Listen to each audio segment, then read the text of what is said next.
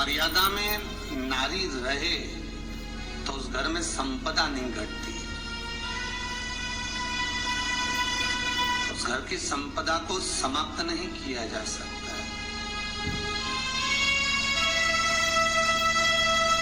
4 मर्यादा माता लक्ष्मी, माँ सरस्वती के सामने माता पार्वती जी से पूछ रही है। वो मर्यादा है कौन सी जिस मर्यादा के बल पर एक जो घर बसता है, घर जो बसाया जाता है, उस घर में सुख, सौभाग्य, संपदा, सत्ता, वैभव, प्रतिष्ठा, यश, कीर्ति, आरोग्यता, ये सब वहां रहे।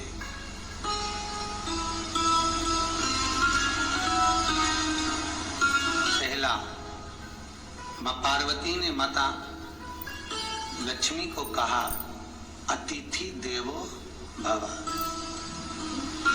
जब कोई अतिथि आए, हमारे दरवाजे पर कोई मेहमान आए, तो हम उसका आदर करें। परिवार के लोग जो आदर कर रहे हैं वो अपनी जगह पर है, भाई आदर कर रहा है वो अपनी जगह पर है, जेठ आदर कर रहा है वो अपनी जगह पर है, देवर मान सम्मान दे रहा है वो अपनी जगह पर है। पर सबसे पहला सम्मान घर की स्त्री को अतिथि का करना चाहिए।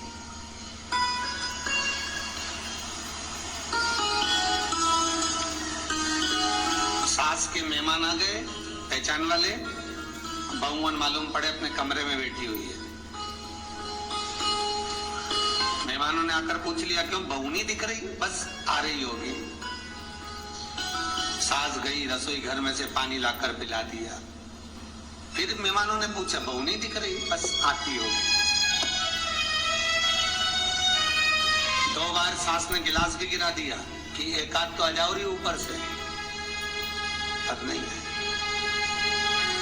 जब सास ने चाय रख दी और चाय रखकर सास लेकर आई तो बहुओं के मन में आया, चलो सास ने चाय बना दी है, खुशबू ऊपर आ गई है, अब चलते हैं। और बहू फिर नीचे आई। जो मौसी आई थी, काकी आई थी, बुआ आई थी, चाची आई थी, उनको प्रणाम करा और अंदर जाकर चाय जो बनी थी उसको पिया।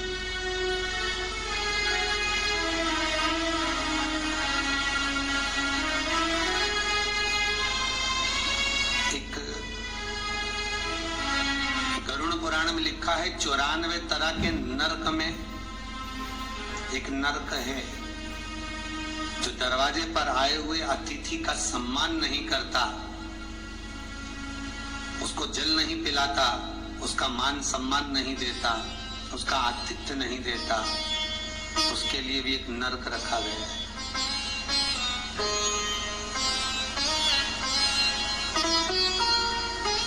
हजारों नरकों में एक नरक वो भी है जिसका हमने आतिथ्य ना करा। मेरा बहुओं से निवेदन है, सास के रिश्तेदार आए तो आप उनका भी आदर करिए, और आपके रिश्तेदार आए तो आप उनका भी आदर करिए। जेठानी के रिश्तेदार आए तो आप उनका भी आदर करिए, और देवरानी के रिश्तेदार आए तो आप उनका भी आदर करिए। आप किसी न किसी रूप में जो अतिथि आया है वो न जेठ का है, न देवर का है, न वो सास का है, अतिथि घर का है,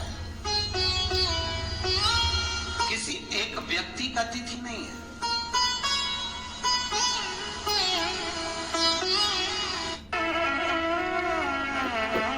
बड़ी बहू सोचे कि मैं घर की बड़ी, बड़े परिवार की, मेरे पास में बहुत धन दौलत, मैं काय को गिनूं किसी मेहमान को।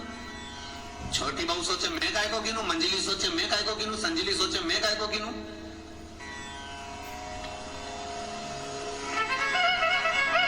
तुम्हारे माँ बाप आए, सास अगर तुम्हारे पिता से, तुम्हारी माता से बात ना करे, देवरानी बात ना करे, जेठानी बात ना करे, तो तुम्हें कैसा लगेगा कि तुम्हारे माँ बाप आए और किसी ने सम्मान नहीं करा।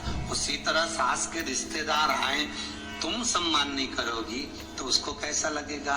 फिर तुम्हारे घर के आए, वो सम्मान ना करे तो तुम्हें कैसा लगेगा।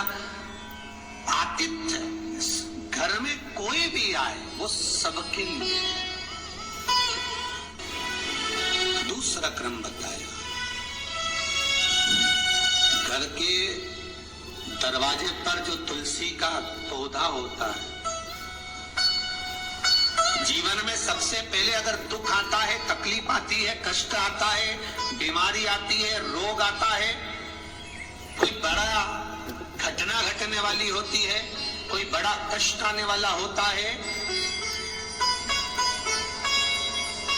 तो लक्ष्मी जी से माता पार्वती कह रही है, घर में जो तुलसी का पौधा होता है सबसे पहले घात उसी पर होती है। तुलसी का पौधा सूख जाता है, समाप्त हो जाता है, उसके डालियां मुरझा जाती हैं, नीचे लटक जाती है, मंजरी झुक जाती है, या तुलसी के कुंडे में जो मिट्टी है उसमें फफूंद पड़ जाती है।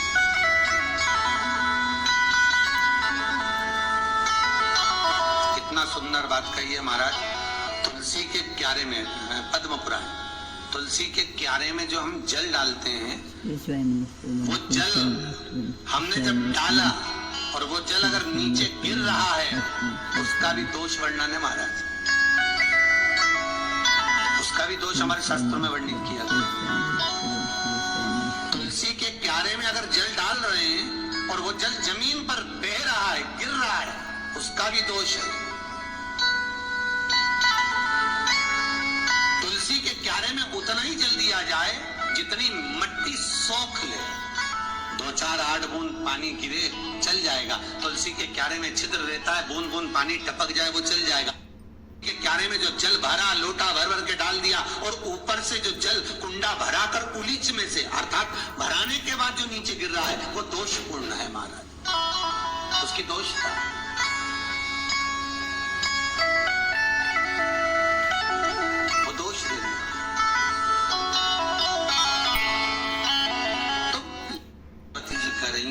दूसरा क्रम है घर में वैभव, लक्ष्मी, संपदा, प्रतिष्ठा, यश, आरोग्य को पाने के लिए तुलसी के क्यारे की आराधना, तुलसी के कुंड को नमन करना।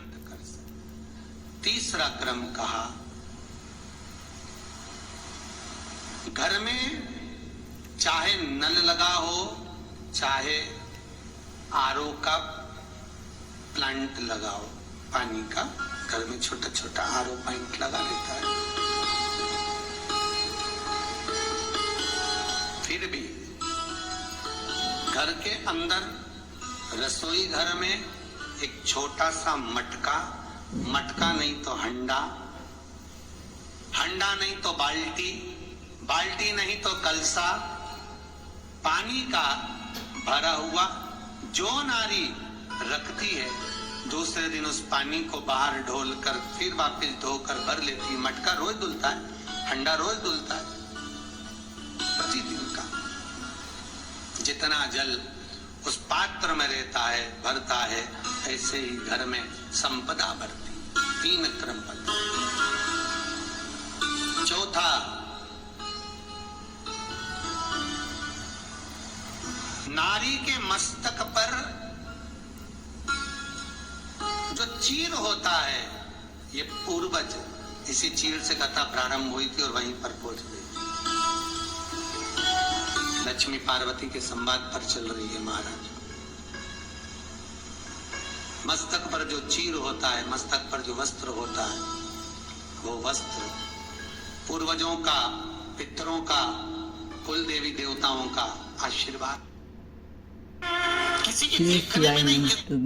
हर महादेव। पूज्य प्रदीप मिश्रा जी ने कथा में बहुत अच्छी बातें बताई हैं।